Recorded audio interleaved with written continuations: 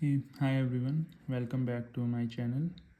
सो आज हम करने वाले हैं लीड कोड का question number 2559 which is like count vowel strings in the ranges. And ये एक मीडियम लेवल का क्वेश्चन है। ठीक है, तो देखते हैं क्वेश्चन में क्या दिया गया और क्या पूछा गया। सो हमें दिया गया है एक जीरो इंडेक्स्ड एरे है स्ट्रिंग्स का जिसका नाम है वर्ड्स। ओके, ठीक है, और दिया गया 2D एरे है इंटीजर्स का जिसका नाम है क्वेरीज। ठीक है, each query of i equals to LI RI। Okay, ask us to find number of strings present in range LI to RI both inclusive. So ये दोनों चीज़ें इंक्लूसिव है हमारी रेंज में of words that start and end with the vowel. तो basically multiple queries हैं अपने लिए एंड एक क्वेरी के अंदर अपने को क्या निकालना है कि जो क्वेरी की रेंज है उसका LI है और RI है, बेसिकली स्टार्ट और एंड है उस क्वेरी का। उस रेंज के अंदर जो भी अपना वर्ड आता है, वर्ड्स आते हैं, मल्टीपल वर्ड्स आते हैं, उनमें से कितने वर्ड्स हैं जो कि वोवल से स्टार्ट भी हो रहे हैं और एंड भी हो रहे हैं। ठीक है, और फिर बाद में हर एक क्वेरी के लिए उसका आंसर एक एरे के इंडेक्स में डाल देना है, आंसर नाम देना है उसको और एंड में उस आंसर को रिटर्न कर देना है। तो क्वेश्चन ज़्यादा हार्ड नहीं है, बट देखा जाए तो इन्होंने चीज़ें दो चार डाल दी हैं क्वेश्चन में, तो उससे क्या है कि इसको समझना थोड़ा सा ज़रूरी है और उसको जैसे ही हम ब्रेक करेंगे ना तो अपने को समझ में आने लग जाएगा। ओके, अब इसको एक बार लिख के देखते हैं कि पूछा क्या गया और दिया क्या गया।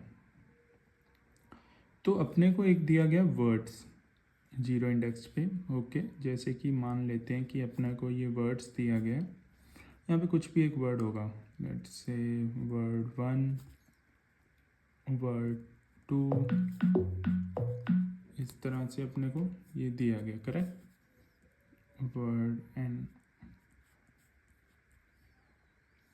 तो वो कह रहा है कि ये जो भी वर्ड है तो ये वोवल से स्टार्ट हो रहा है एंड हो रहा है, वो अपने को काउंट करना। तो ये तो होगी अपनी सबसे छोटी प्रॉब्लम, इसमें मल्टीपल प्रॉब्लम्स है। ठीक है, तो एक वर्ड को देखना है कि वो वोवल से स्टार्ट हो रहा है या एंड हो रहा है। ओके, ठीक है, और दूसरी चीज़ अपने को दी गई है queries.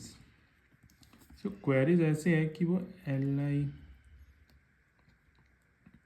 R, let's say start हो रहा है तो L0 R0, फिर L1 R1, ऐसे करके चलता जाएगा LN RN तक।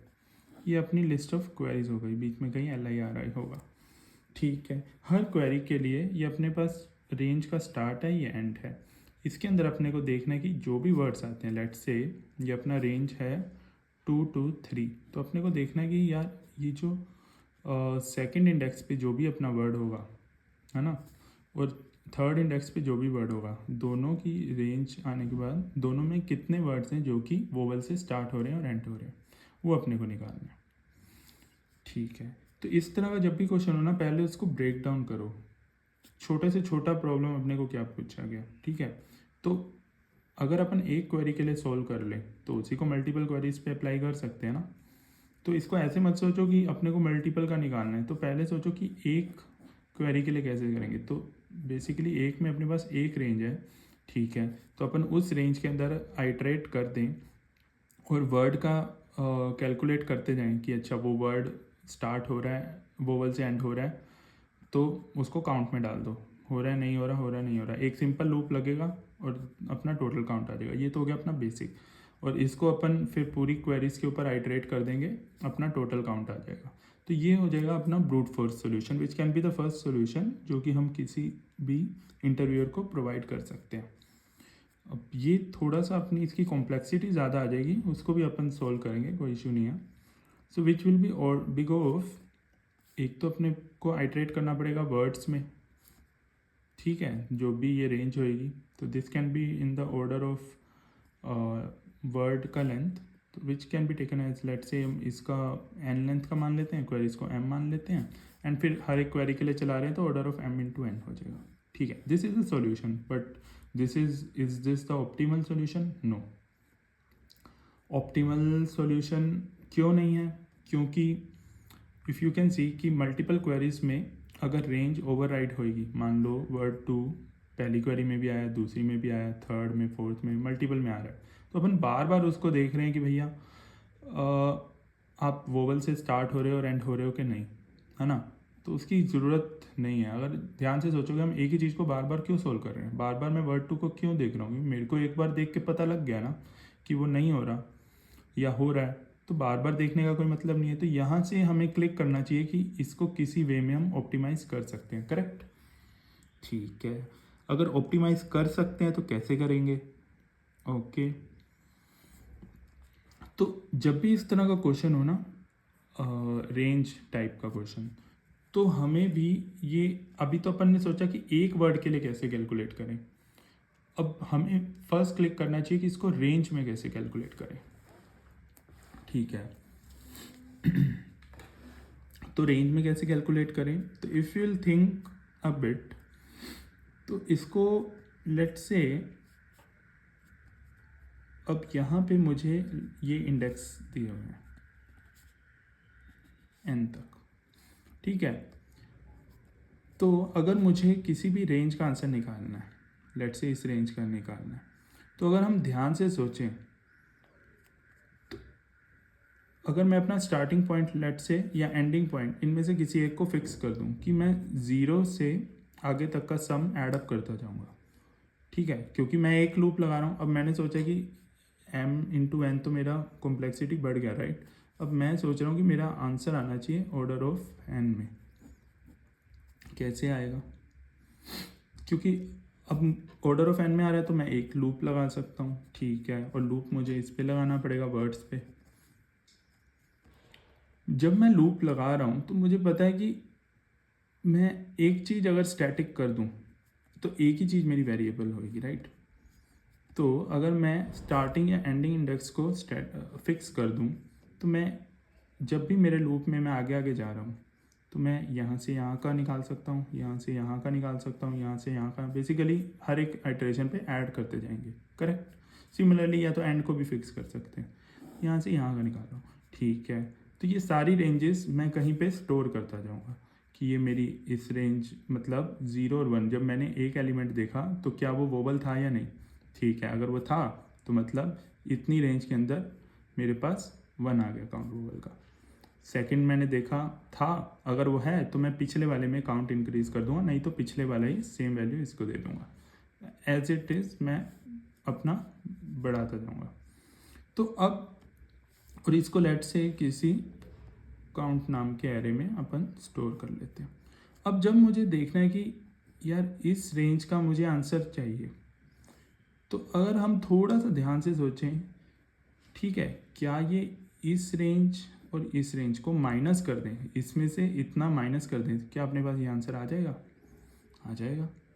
कि ये देखो यहाँ से इसको फिक्स कर दिया ना, इसको फिक्स कर दिया, इससे अब मैं सारा आगे कैलकुलेट कर सकता हूँ, करेक्ट। और जिस भी दो का मुझे आंसर चाहिए, बीच का गैप, उसके एंड में से पिछले वाले का एंड अगर मैं माइनस कर दूं, है ना, तो बीच का गैप मुझे मिल जाएगा, करेक्ट। इसमें तो कोई डाउट नहीं है, बस इतना सा ही काम करना है अपने को। तो उससे फिर अपना क्या होगा कि एक तो मैंने एक लूप लगाऊंगा जिसके अंदर मैं इसका पूरा काउंट स्टोर करके रख लूँगा, और दूसरा मैं लूप लगाऊंगा क्वेरीज पे, और एक एक क्वेरी को तो रन करना ही पड़ेगा। तो बस उसमें मुझे वापस से पूरे को आइटरेट नहीं करना पड़ेगा, हर एक क्वेरी में वापस से सारे वर्ड्स के लिए कैलकुलेट करूँ, नहीं, क्योंकि मैंने एक बार कैलकुलेट करके रख लिया। तो बस क्वेरीज में से इन दोनों का इंडेक्स लूँगा, दोनों में से माइनस करता जाऊँगा और आंसर को स्टोर करता जाऊँगा। तो इसकी अपनी कॉम्प्लेक्सिटी क्या बनेगी, n, एक बार n पे जो अपन ने लूप लगाया प्लस दूसरा loop order of n plus m आ जाएगी अपनी कॉम्प्लेक्सिटी। कोई डाउट? तो इसका हम देख लेते हैं फटाफट से कि कोड क्या है। बहुत ही सिंपल सा कोड है। जब भी इस तरह का रेंज वाला क्वेश्चन आए ना, तो उसमें बस फर्स्ट क्लिक आपको यही करना चाहिए कि रेंज में निकालना है। तो बार बार अगर मुझे सेम चीज़ कंप्यूट करनी पड़ रही है तो उसको एक पॉइंट को फिक्स कर दो, या तो स्टार्ट को या एंड को, और फिर वहाँ से बाकी का कैलकुलेट करते जाओ, दूसरे एंड को वेरिएबल करके। एक एंड आपका फिक्स हो जाएगा, एक एंड वेरिएबल हो जाएगा, और फिर जब भी डिफरेंस निकालना हो तो वेरिएबल वाले एंड्स को माइनस कर दो, वो आपका गैप आ जाएगा। इस पे बहुत क्वेश्चंस बनते हैं और सिमिलर अप्रोच हर क्वेश्चन में लग जाएगा। ठीक है, तो फटाफट से इसका देख लेते हैं कि कोड क्या होगा। तो ओके, यहाँ पे ये हम रिटर्न करेंगे वोवल स्ट्रिंग्स।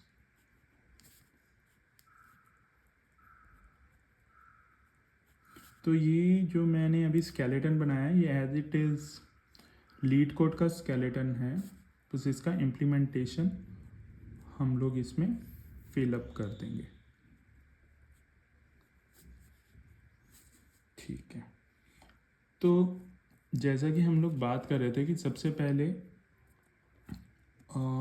एक सेट बना लेते हैं,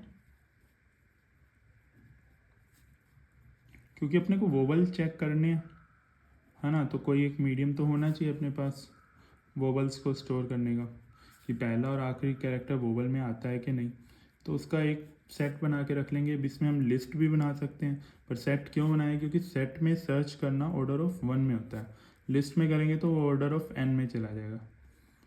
तो जनरली जहाँ पे आपको एलिमेंट्स का ऑर्डर कि किस ऑर्डर के अंदर है वो नेसेसरी नहीं होना, तो सेट यूज़ कर लो सर्च के लिए, बेटर रहता है।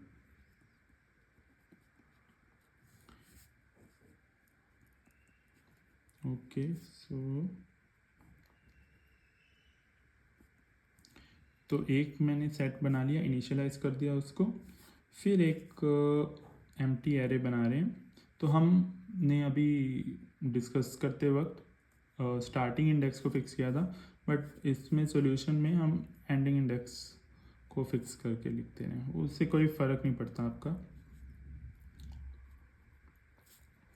हाँ, अब क्योंकि दोनों आपके एंड्स इंक्लूसिव हैं तो हम इसका लेंथ एक ज़्यादा रख देंगे, ताकि जब दोनों इंडेक्सेस को माइनस करें तो एक लेंथ आपका, बिकॉज लेट से ये देखो, अगर मेरा यहाँ से यहाँ तक का ABC, ठीक है, तो यहाँ से यहाँ तक का सम है, दोनों में से माइनस कर देंगे तो ये अपना एक इंक्लूसिव नहीं रहेगा, तो एक एक्स्ट्रा कर लेते हैं, ताकि जो बचा हुआ डिफरेंस होगा, तो मतलब एक ऐड करके फिर माइनस करेंगे। सो लेट से 0 है, 1 है, 2 है, 3 है, ठीक है, correct.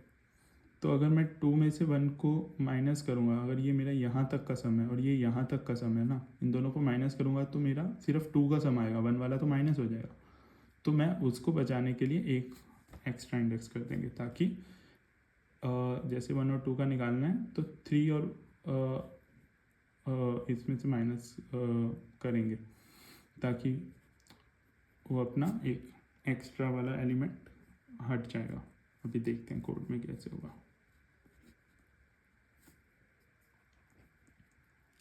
Int I equals to, तो हम उल्टा लगा रहे हैं, loop words dot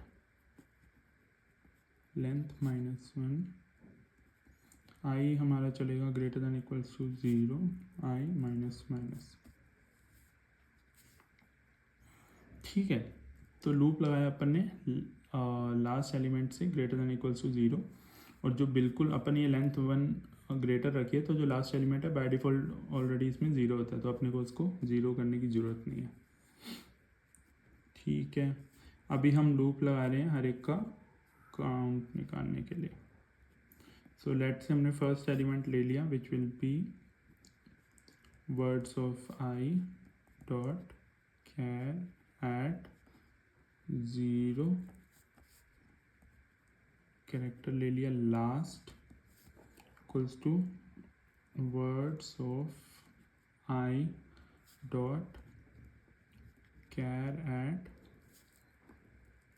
words i dot length, okay, if,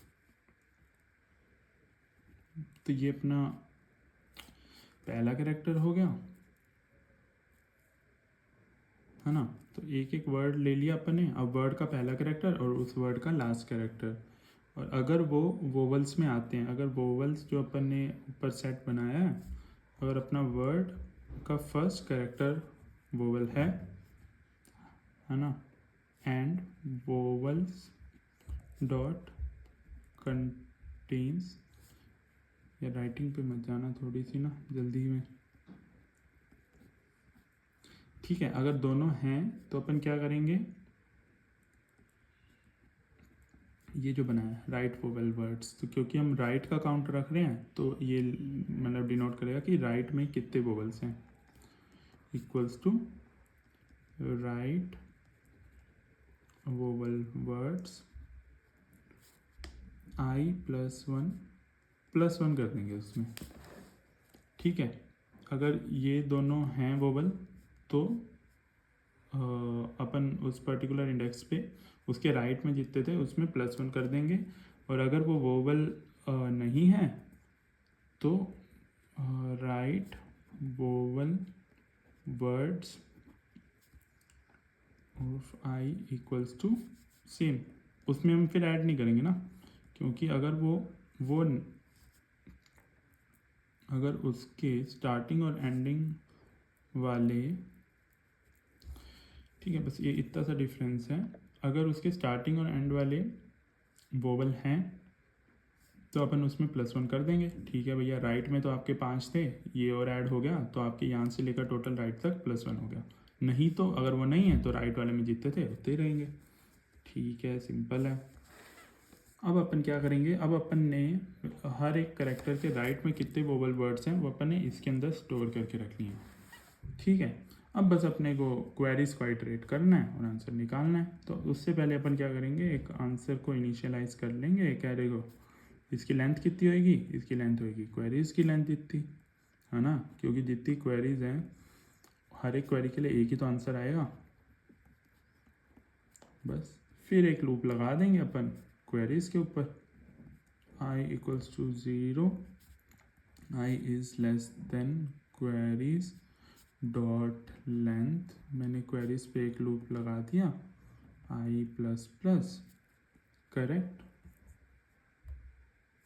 अब यहाँ पे मैंने लगा दिया। अब हर एक क्वेरी के लिए पहले क्या करेंगे, क्वेरी का स्टार्ट एलिमेंट ले लो which is like queries of i 0,